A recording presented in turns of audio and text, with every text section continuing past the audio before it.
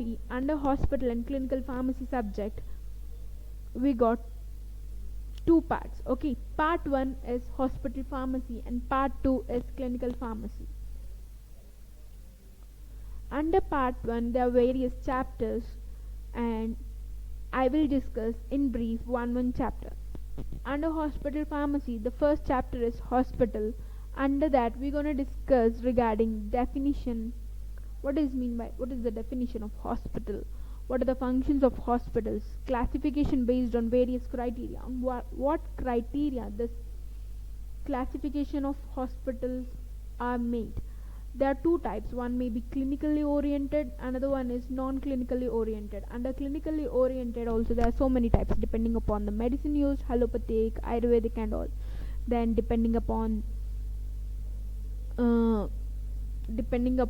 specialization like ENT, cancer hospitals, then depending upon the research and training activities like AIIMS Delhi, JIPMER, otherwise normal hospitals, okay, which just treat the patients, are, we can say, like, there are such types of hospitals like where other than the primary objective is to give the patient care, other than giving the patient care, even training the interns and conducting the research activities will become the major goals of research oriented hospitals.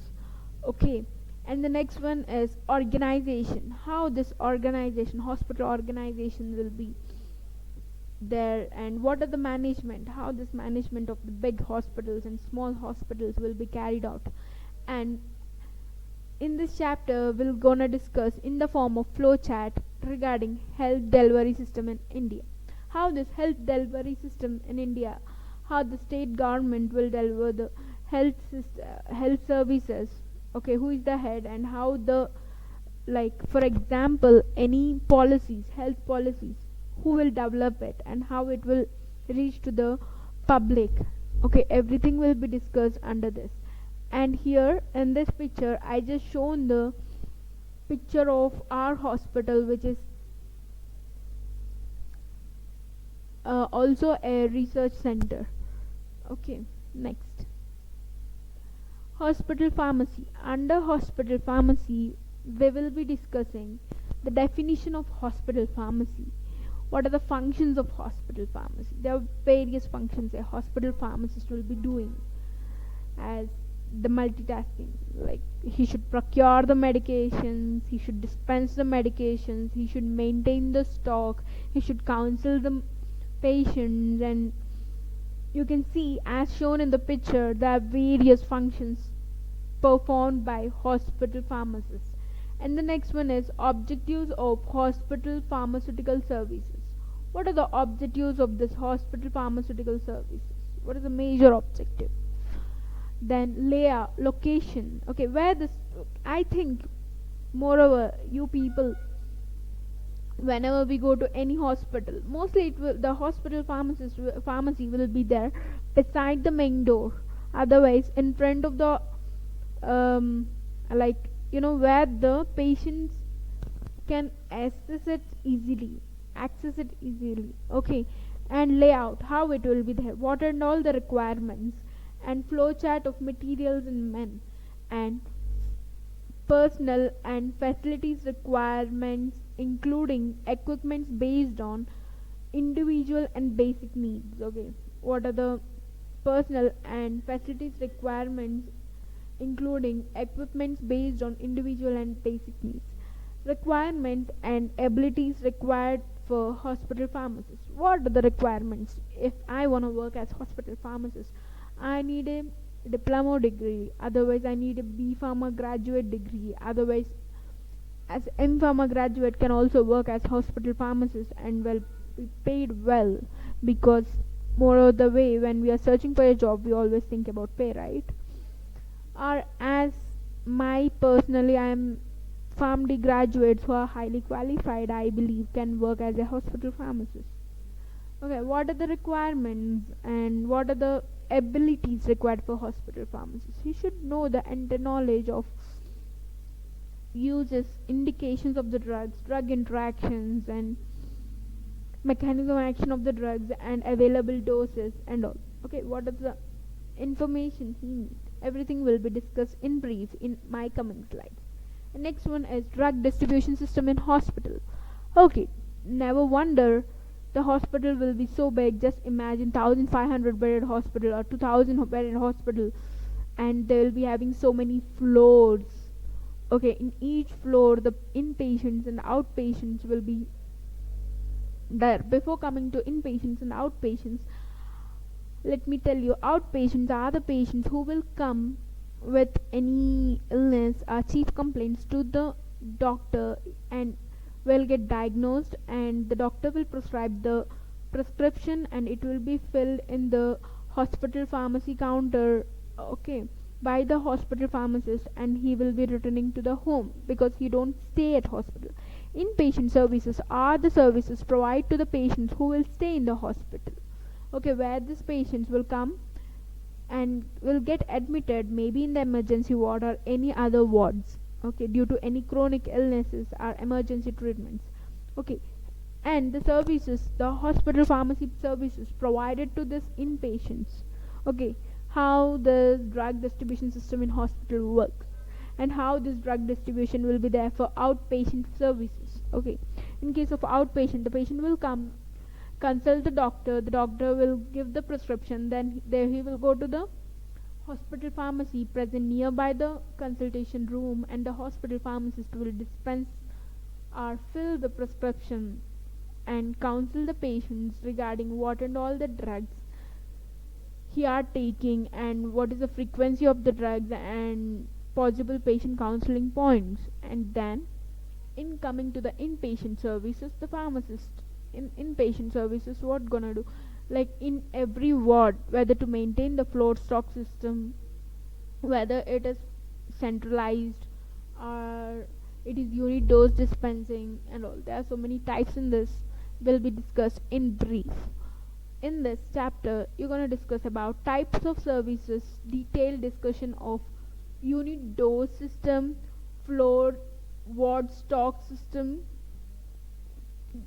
Unit dose dispensing is nothing but the attender, okay, the patient's attender will take the medication, okay, and he will bring it, prescription will be written by the doctor and in the inpatients, and he will go to the pharmacy of inpatient pharmacy, then he will fill the prescription and he will come back, okay. There are certain advantages and disadvantages of it, and floor ward stock system, there are certain advantages and disadvantages of it. And next one is satellite pharmacy services. What is the satellite pharmacy services? Okay, there are small pharmacies present in every floor in very big hospitals, those will come under satellite pharmacy services. And next one is central sterile services. In big hospitals, in every hospital, 1000 bedded hospitals where operation theaters will be there, everything should be sterilized, okay. And in this COVID condition, we know what is the importance of the sterilization, yes or no. This central sterile services will provide all the materials required for operation theaters, in the sterile materials, okay, sterile gowns, sterile everything, okay, what and all. And what is the layout of the central sterile services, and who will be, like, whether the pharmacist or the nurse or the physician, who will take care of the central sterile services, and what type of management will be there, and what and all the layout should be there, everything will be discussed in that. Next one is bedside pharmacy, and the new concept, and it became old concept in India to now. Next one is manufacturing. Coming to the manufacturing, there are two types. One is economical considerations, next one is estimation of demand. Then next one is sterile manufacturing.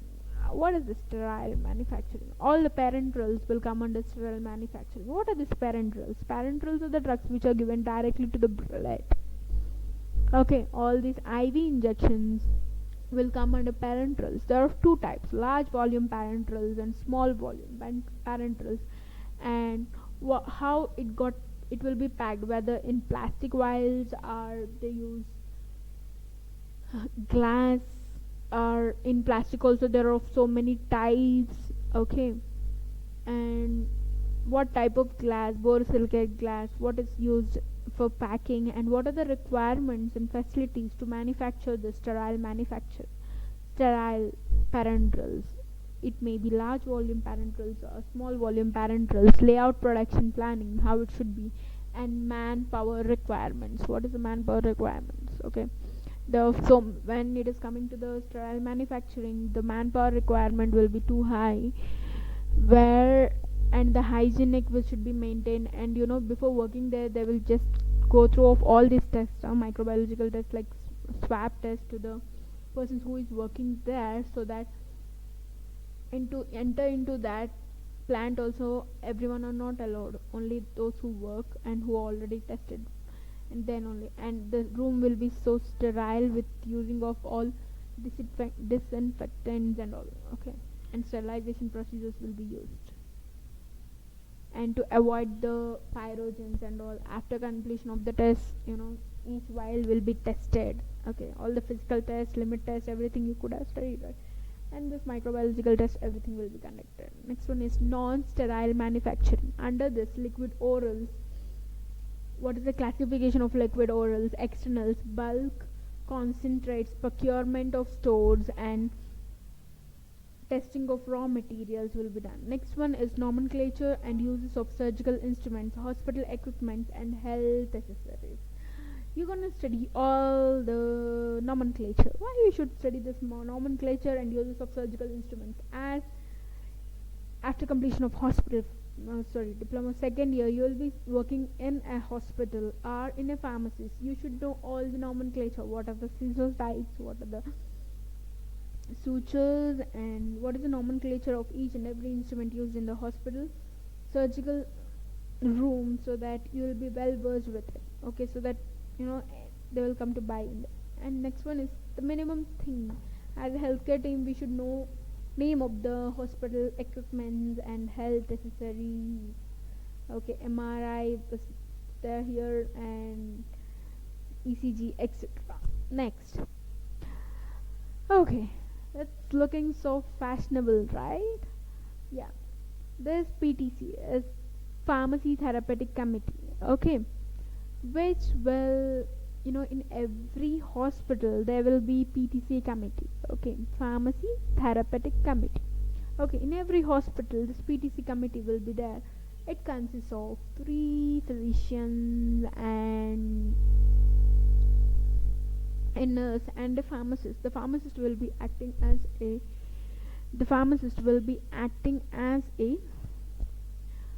secretary. Okay, general secretary, and periodically it will be conducting meetings to develop hospital formulary. What is hospital formulary will be discussed in next class. In this chapter we're going to discuss what is this pharmacy and therapeutic committee, what are the functions of it, and what is the composition of this hospital and pharmacy and therapeutic committee, what is the role of it in the hospital, what it will be discussed, and what is the link between hospital and clinical pharmacy and therapeutic committee and ADR, pharmacy and therapeutic committee and medication adherence, pharmacy and therapeutic committee and drug interaction, pharmacy and therapeutic committee in making the hospital formulary and all. Next one is hospital formulary system and their organization, functions, and composition. This hospital formulary are of so many types. This is the, like to say, it is of, the Christians will be having Bible, Hindus will be having this granthas, like that. Every hospital is having their own hospital formulary, and it will be formulated and all, how it will be formulated, what it contains. Okay, every department in that case will have its own formulary. Everything will be discussed. Next one is drug information services and drug information bulletin. Every big hospital should have this drug information services or drug information center, which will produce this drug information bulletin, and this will be managed by clinical pharmacist. Next one is surgical dressing. Okay, what is surgical dressing, and What are the things present in surgical drugs like cotton, gauze, bandage, adhesive tapes, including their pharmacopoeial tests for quality and other hospital supply, that is IV tests, BG tests, Riley's tubes, then catheters, syringes, etc. The next one is application of computers in maintenance of records, inventory control, medication monitoring, drug information and data storage, and retrieval in hospital, retail, pharmacy establishment. We know now even everything became, technology and artificial intelligence, to say AI, take care of everything. And what is the main importance of it will be studied in this chapter. Next one is part 2, that is clinical pharmacy. Under this we're going to discuss what is meant by clinical pharmacy, what is the definition, what the clinical pharmacist, what this pharmacist exactly do in the hospital, in wards, how he gonna assist the physician, everything will be, and his roles will be studied in this chapter. Next one is modern dispensing aspects. Under modern dispensing aspects, it's not only just dispensing. Now the role of the pharmacist changed. Okay, where everyone's role changed with time, right? Before they used to, long ago, before 100 years, I think so, the pharmacist will compound the medication. He will prepare the medication. Later, the pharmaceutical companies and all, the pharmacist job reduced to just to give the medications. Now the new pharmacist role is to dispense the medications,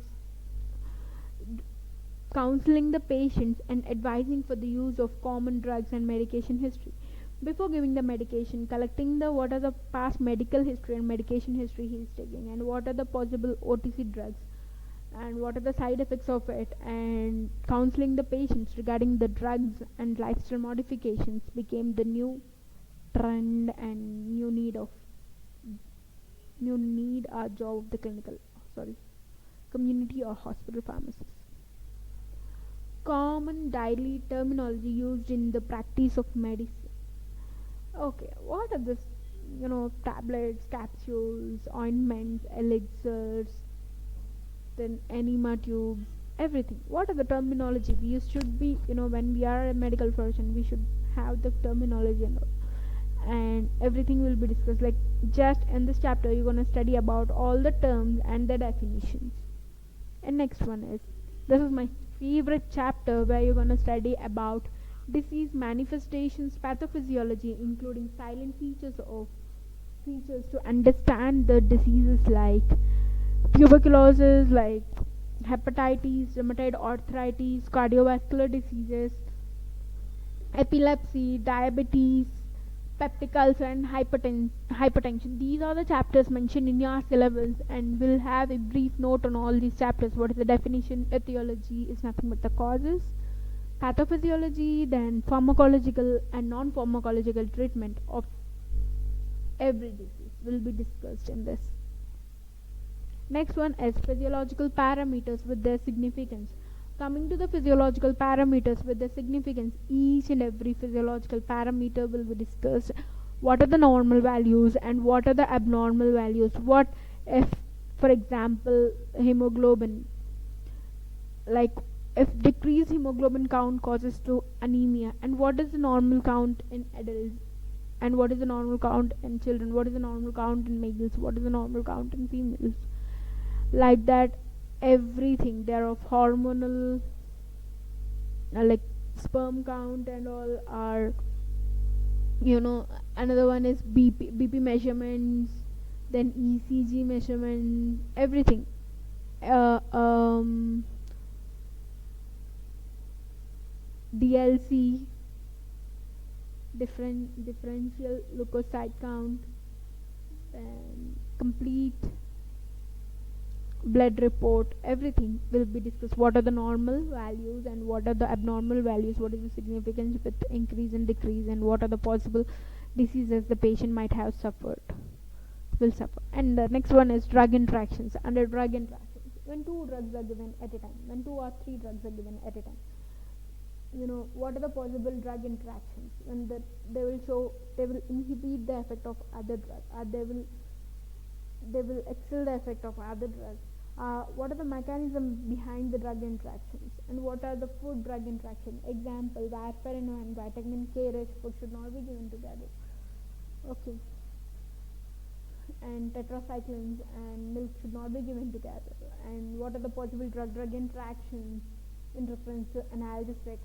One analgesic and what is the mechanism action behind it, and what are the possible drug interactions? And diuretics, cardiovascular diseases, cardiointestinal agents, vitamins, hypoglycemic agents, drug food interactions, everything will be studied. Next one is adverse drug reactions. Uh, can you see the cute baby having the small limbs here? What is the reason for that? Adverse drug reaction. Any unwanted or nauseous effect by the drug, okay, when given in the normal doses for the normal indications to the people. Okay. And what is this? What is the definition of this adverse drug reactions? What is the significance? Why we should go for adverse drug reactions? What is drug-induced disease? There are so many drug-induced diseases.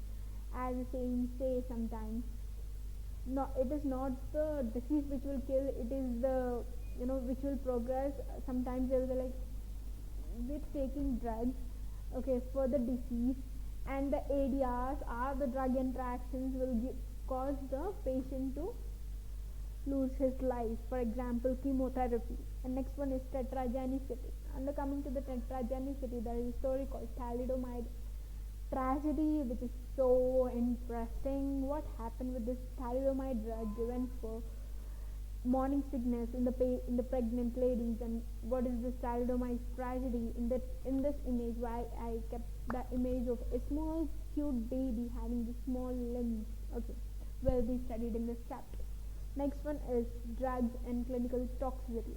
Under drugs and clinical toxicity, we're gonna study like what is toxicity and what is clinical toxicity, and what is poisoning, what is poisons, and what is general treatment for poison. If the person is like due to snake bite, otherwise due to insecticide poisoning, otherwise barbiturates, and what are the types of antidotes, what are the types of poisonings, and how to treat, and what are the types of antidotes and treatment for insecticide poisoning. Okay, what is the treatment for heavy metal poisoning? Then under this heavy metal, lead, mercury will come under this. Then narcotic poisoning, treatment of it, and symptoms and how to treat, and what are the antidote used with the particular dose. Okay, and barbiturate poisonings, organophosphorus poisonings will be discussed in this. Next one is drug dependency. Under drug dependency, we will be studying the definitions of what is meant by drug habituations, like taking tea daily, one of coffee, we feel like headache, right? And what is drug addiction, like cigarettes and alcohol? What is drug abuse, like morphine and commonly abused drugs, morphine, cocaine, and all. What is the complications and how to treat for this abused drugs and drug addictions, like de-addictions. When the person who is taking alcohol daily and he suddenly stop it, what will happen to them? And what are the withdrawal symptoms? What is mean by physical dependency? What is mean by psychological dependency? What is the difference between both? Okay, what is the difference between drug dependency and drug addiction, drug habituation and drug abuse, and how to come over it? What are the drugs used? Everything will be studied in this chapter. And the last and final chapter is bioavailability. What is bioavailability? Is nothing but the amount of drug present in the systemic circulation after given. Okay, maybe the tablet form, capsule form. If IV it is, directly will give in the blood, right? To the blood, parenterals. Okay, then it will be bioavailability will be the 100%. But what about others? And what are the factors affecting bioavailability of the drugs? There are so many factors, and this very important question in your examination basis also, and we'll study this. And this is the brief of coming videos or presentations. I will be discussing each and every chapter each and every day and posting it Hope it will be useful. Thank you.